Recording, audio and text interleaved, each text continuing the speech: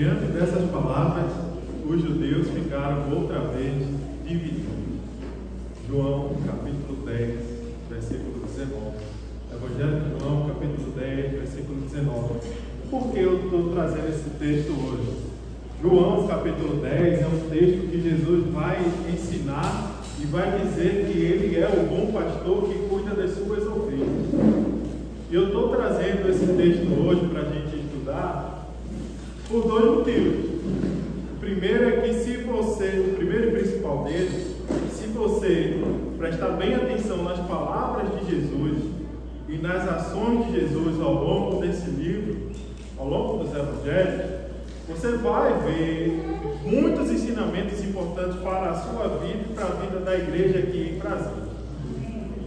Mas o segundo motivo, é um motivo bem pessoal, é porque há 20 anos atrás, 2005, tinha 16 anos, e fui convidado pela primeira vez para pregar o Evangelho e fui num texto de segurança, que eu me sentia seguro. Eu vou falar que Jesus é o bom pastor. E de lá para cá, eu tenho revisitado esse texto e tenho colocado como um objetivo pessoal de a cada 5 anos revisitar esse texto e preparar uma nova pregação sobre esse texto. Por que uma nova pregação? O texto não mudou, mas eu mudei. E eu vou mudando ao longo desse tempo. E a cada releitura, eu vou aprendendo coisas novas. E vou tendo condições de ensinar coisas novas. E até Gabriel falou mais cedo, né? Sobre a importância de ter esse evento de jovens ministros, né? De preparar jovens para ensinar logo desde cedo. Eu tenho esse exemplo pessoal, né? 16 anos, e isso é importante, porque o tempo vai passando e hoje eu estou com 36. 36 anos, sendo que 20 anos já são de pregação. É bastante coisa. Então, que Deus possa nos abençoar na mensagem de hoje, para que a gente possa tomar uma lição importantíssima. Estar sempre atento aos passos de Jesus. E Jesus, no capítulo 10 de João, Jesus, ele vai falar que ele é o bom pastor, só que ele vai falar várias coisas que o resultado do que ele falou vai chegar nesse versículo 19, 20 e 21, que nós já lemos aqui, eu vou reler com vocês. João capítulo 10, versículo 19. Diante dessas palavras, os judeus ficaram outra vez divididos. Muitos deles diziam: ele está endemoniado, ele enlouqueceu, por que ouvi-lo? Outros diziam: essas palavras não são de um endemoniado. Pode um demônio abrir os olhos aos cegos? As pessoas estão divididas e não sabem o que fazer com Jesus. Jesus causa esse impacto nas pessoas. Tem pessoas que creem e existem os descrentes. As pessoas vão ouvindo o que Jesus tem para ensinar e muitos deles acreditam e dizem: não é possível. Com certeza o que ele está falando é verdade, porque o poder de Deus se manifesta nele. E tem outros que vão dizer: não, isso aí é um louco, isso aí é um endemoniado. E não é a primeira vez que Jesus é chamado de endemoniado. Já aconteceu lá em João capítulo 8, versículo 48, você vai ver que as pessoas falaram que não estamos certos em dizer que você é um samaritano em um endemoniado. Veja, ele chamou de endemoniado, chamou pior ainda de samaritano. Pior ainda no contexto dele, obviamente, né? Deles, dos judeus. E Jesus sempre, e eu quero que você lembre que naquela época os judeus, eles oravam, né? Dizendo: Senhor, obrigado por eu ter nascido judeu, por eu ter nascido homem, por eu ter sido... Não ter nascido mulher, não ter nascido cachorro, nem como samaritano. Basicamente isso aí. Então, existia essa estigma e estavam dizendo: isso daí só pode ser um endemoniado. Isso aí é um samaritano. E agora estão dizendo que Jesus está louco. E pela primeira vez alguém está dizendo no no Evangelho de João, isso aí é um louco, só vive falando loucura, isso aí é um absurdo, é o cúmulo do absurdo. E, de fato, a forma e a medida com que Jesus vai falando, e vai ensinando, e vai se comportando, e vai agindo, para muitas pessoas pareceria loucura. Porque Jesus vem falando do seu Pai e da relação que ele tem com o seu Pai, e ele vai dizendo que ele é filho de Deus e que ele age em nome de Deus, e várias vezes ele já falou que ele era Deus, e muitas pessoas vão dizer: isso aí é uma blasfêmia, isso aí é um demoniado, isso aí é loucura. Muitos dos crentes vão ter essa reação. Só que Jesus vai se apresentando às pessoas com palavras, com milagres e com o poder do Espírito. Mas as palavras de Jesus normalmente não são aquilo que as pessoas esperam do Messias. As pessoas que esperavam o Messias, elas veem em Jesus um comportamento diferente daquilo que elas esperavam encontrar no próprio Deus. Porque quando as pessoas aqui no capítulo 8 de João, as pessoas trazem uma mulher que foi pega em adultério. E essa mulher é trazida para Jesus, e as pessoas esperam o quê? Que ela seja apedrejada. Só que Jesus diz que não. O primeiro, aquele que não tiver nenhum erro, que atire a primeira pedra. Ele está dizendo que ele e o pai dele não vieram trazer castigo e punição, mas sim chamá-los ao arrependimento. As pessoas estão vendo aquilo ali e achando aquilo ali absurdo, achando aquilo ali loucura. Esse capítulo 8 é impressionante, porque Jesus vai dizendo com suas palavras e suas atitudes que ele não veio para julgar ninguém, não veio para condenar ninguém. Só que Deus, no Antigo Testamento, muitas vezes ele julgou com a sua mão, e foi em casos necessários. Só que as pessoas estavam esperando aquele Deus que se manifestou no Egito, que se manifestou em Moisés no Antigo Testamento, que se manifestasse ali agora contra os romanos. As pessoas esperavam que o Deus que os libertou da escravidão do Egito viesse agora, trouxesse o Messias e os libertasse de Roma.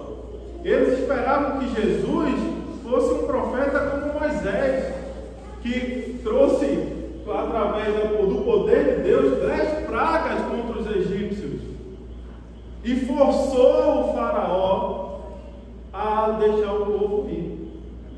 Era esse Messias que o povo estava esperando. Só que eles não encontram esse Messias em Jesus. Eles encontram um filho de Deus diferente das suas expectativas. E muitas vezes a reação das pessoas é essa: isso aí é um endemoniado, isso é um louco, isso é um blasfemo. No capítulo 9 do Evangelho de João, a gente vê Jesus trazendo vista a um cego de nascença. Eu espero ter a oportunidade de trazer esse texto e fazer uma pregação de uma forma mais detalhada, mas eu queria dar um contexto rápido. O cego de nascença é aquela pessoa que muitos acreditavam que havia recebido uma condenação divina. Aquilo ali é a punição de Deus, que Deus colocou no ventre da mãe, e por isso que ele nasceu cego. E quem é que cancela um castigo de Deus? Somente Deus. Por isso que nunca aconteceu o milagre de um cego de nascença ver novamente, ver pela primeira vez novamente.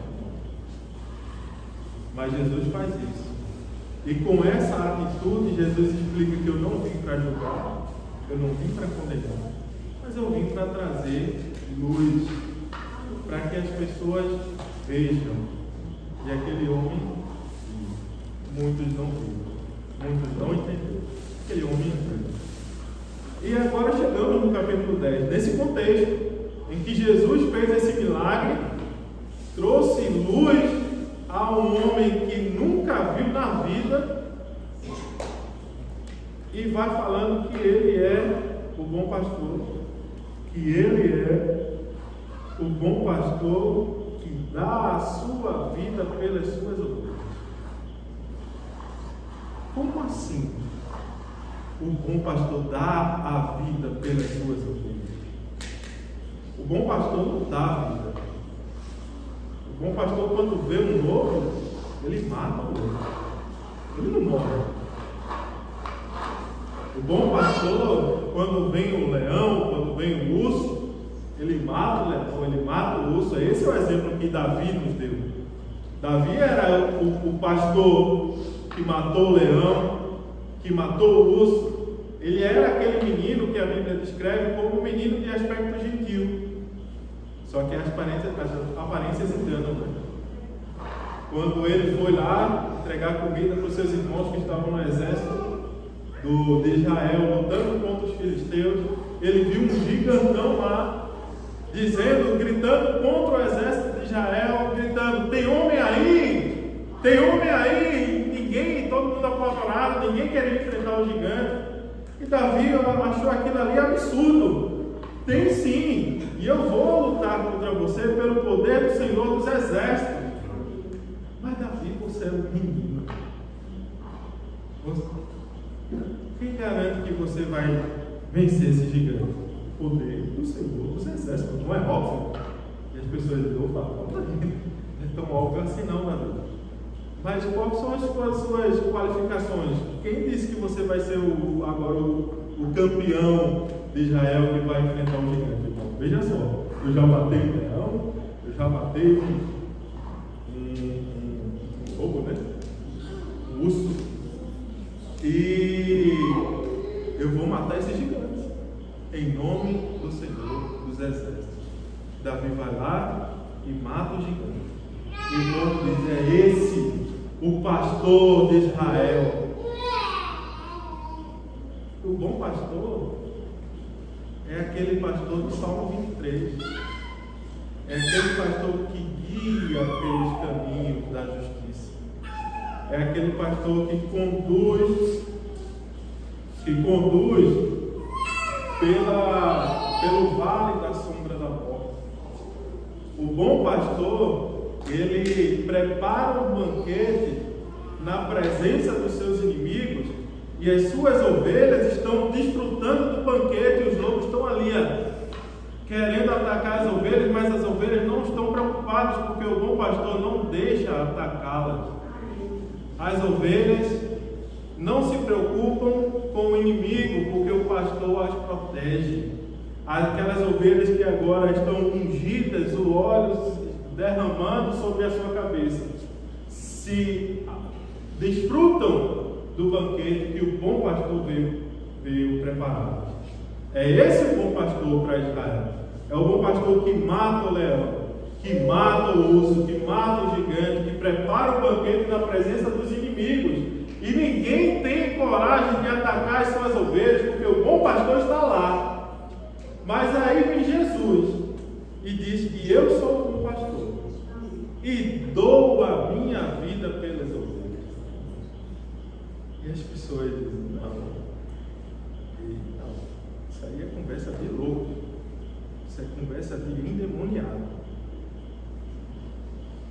E Jesus diz: não, é verdade, eu vou morrer. Só que eu vou morrer não porque eu sou fraco. Jesus diz que vai morrer não porque ele não consegue vencer o lobo, mas ele vai morrer porque ele vai deixar o lobo o matar, não porque o lobo é mais poderoso do que Jesus. O lobo, na verdade, vai pensar que está vencendo Jesus. Só que quando Jesus estiver morto, ao terceiro dia, vai se ouvir lá de dentro da morte um grito de vitória, dizendo: eu venci a morte, E agora eu trago vida para todos vocês que são minhas ovelhas e ouvem a voz do bom pastor. Porque eu venci, disse Jesus, o nosso Senhor. Ele é Jesus. Mas Jesus, ele disse isso no versículo 17 aqui, no capítulo 10, que você está vendo, versículo 17. Por isso é que meu Pai me ama, porque eu dou a minha vida para retomá-la. Ninguém a tira de mim, mas eu dou por minha espontânea vontade. Tenho autoridade para dá-la e para retomá-la. E essa ordem eu recebi do meu Pai. Jesus está dizendo que Ele é o bom pastor que dá a própria vida, mas não porque Ele é fraco. Porque dar a própria vida, qualquer pessoa pode entregar a sua própria vida por alguém ou por alguma causa. Qualquer pessoa, eu posso me sacrificar por alguém que eu amo ou por uma causa que eu acredito muito. Mas eu não tenho poder para tomar minha vida de volta depois de tê-la dado. Ninguém. Só Jesus. E Jesus está dizendo, não é porque eu sou fraco. Eu dou porque eu quero. E essa é a vontade do meu Pai. E eu dou a minha vida e tomo de volta, porque essa é a vontade do meu Pai. Quem é o Deus que se apresenta para Israel no Antigo Testamento? Como é que começa o decálogo da lei de Moisés? Eu sou o Senhor, teu Deus, o que te tirou da terra do Egito. Não tenham outros deuses além de mim. Eu sou o Senhor, teu Deus, o que te tirou das terras do Egito. E as pessoas estão esperando esse Deus que tira eles da escravidão contra a mão. Jesus diz com essas palavras que ele veio para libertar o povo do lobo, mas o lobo não é bom. O lobo não é bom. O lobo é pecado e a morte. E ele veio para libertar o povo do diabo, do poder das trevas, do pecado e da morte. É ele que diz que eu sou o alfa e o ômega, o princípio e o fim. É ele que está morto, mas vive pelos séculos dos séculos e tem nas mãos a chave da morte e do inferno. É esse Jesus, o verdadeiro bom pastor. Essa vitória de Jesus é uma vitória contra um outro inimigo, com uma dinâmica de vitória muito diferente do que aquela que aconteceu no Egito, do que aconteceu em Israel contra Davi e Golias, muito diferente daquilo. É uma vitória que aquele que é o justo entrega a própria vida para salvar uma multidão de injustos e condenados à morte. É assim que nós conseguimos entender o que Jesus Cristo quis dizer. Lá em João, capítulo 10, versículo 27 a 30. As minhas ovelhas ouvem a minha voz. Eu as conheço e elas me seguem. Eu lhes dou a vida eterna e elas jamais perecerão. Ninguém as pode arrancar da minha mão. Meu Pai que as deu para mim é maior do que todos e ninguém as pode arrancar da mão do meu Pai. Eu e o Pai somos um. Jesus está dizendo que Ele vai te colocar na mão dele e ninguém pode te arrancar da mão dele. Jesus está dizendo que Deus, Ele coloca a mão dele sobre a mão dele e ninguém vai arrancar da mão de Deus. Ninguém vai te arrancar da mão de Jesus. É por isso que Paulo fala aos Romanos capítulo 8, versículo 39. Nada poderá nos separar do amor de Deus que está em Cristo, o nosso Senhor. Nós somos aqueles que ouviram a voz desse bom pastor. Nós somos aqueles que entenderam o sacrifício do bom pastor. Nós somos aqueles que entenderam que Jesus veio para morrer, mas não porque ele é fraco, mas porque ele se entregou para que nós tenhamos vida. Nós que estamos aqui somos aqueles que dizemos: eu estou aqui não porque eu tenho medo de um Deus que vai me condenar e me jogar no inferno para a eternidade, mas porque eu entendo o amor dele, que foi tão grande, que trouxe à terra o seu único filho para morrer por mim, para morrer por mim. É o amor de Cristo que nos constrange a estar aqui, louvando e agradecendo a Deus. Eu trouxe, para concluir, eu trouxe emprestado um livro de Vinícius. Vanessa disse que faz uma semana mais ou menos, eu comprei um conjunto de 7 livros que são as Crônicas de Nárnia. É um livro que eu aprendi a amar na adolescência, coincidência ou não, há 20 anos atrás também. Em 2005 foi lançado o primeiro filme e eu trouxe esse livro, As Crônicas de Nárnia, o Leão, a Feiticeira e o Guarda-Roupa. O autor é C.S. Lewis, é um autor britânico que escreveu a maioria de seus livros no contexto do pós-guerra, pós-Segunda Guerra Mundial. E ele escreveu essa literatura, que é uma literatura fantástica, fantasia, mas que traz muitos elementos da Bíblia no seu contexto, das suas histórias. E eu trouxe para ler para vocês um trechinho que vai falar sobre esse sacrifício, alguém que se dá para salvar a vida de outra pessoa. Esse texto fala sobre o leão, que se chama Aslan. Normalmente, Aslan, ele se apresenta como um leão, mas às vezes ele aparece como um cordeiro. Quem é Aslan? É o leão e o cordeiro. Aslan, ele, nesse livro, ele se sacrifica por causa de um traidor. A feiticeira que dominava as terras de Nárnia por mais de 100 anos, ela achou que estava vencendo, porque Aslan foi lá e se entregou. E ela vai lá e mata o leão, sacrifica o leão numa mesa de pedra. E ela faz a festa. E a feiticeira acha que ganhou e acha que agora vai continuar dominando por Nárnia para sempre. Só que o leão, ao nascer do sol, ele volta à vida.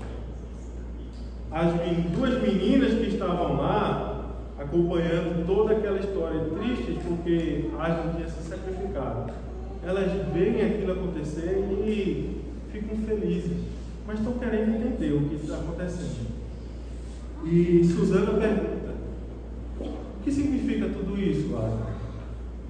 Significa, Aslan responde, que apesar da feiticeira conhecer a magia profunda, existe uma magia ainda mais profunda que ela não conhecia. O conhecimento dela remonta apenas à alvorada do tempo, mas se ela pudesse olhar um pouco mais do passado, para o silêncio e a escuridão antes que o tempo alvorecesse, teria lido ali um encantamento diferente. Teria sabido que, quando uma vítima voluntária que não cometeu traição fosse morta no lugar de um traidor, a mesa iria se fender e a própria morte começaria a funcionar de trás para diante. A mesa que se quebra e a morte que é desfeita por causa do sacrifício de alguém em favor de um traidor. É isso que Jesus fez por nós. Ele venceu a morte, porque ele era o justo que poderia vencer a morte. e trouxe vida para todos aqueles que ouvem a voz do seu bom pastor. Quem somos nós? Somos aqueles que ouviram a voz de Jesus e aprenderam de Jesus que Jesus não nos julga, Jesus não nos condena, Jesus não nos castiga, Jesus nos perdoa. Jesus não nos amaldiçoa, Ele nos abençoa. E agora nós somos aqueles que vão ao mundo para dizer também às outras pessoas: eu não te julgo, eu não te condeno, eu não te castigo, eu te perdoo, eu não te amaldiçoo, eu te abençoo. Ele diz, o nosso bom pastor diz, para nós voltarmos ao mundo e fazer as mesmas coisas que nós aprendemos com Ele, também para as outras pessoas. Porque o bom pastor já morreu por nós, mas está vivo pelos séculos dos séculos. Amém.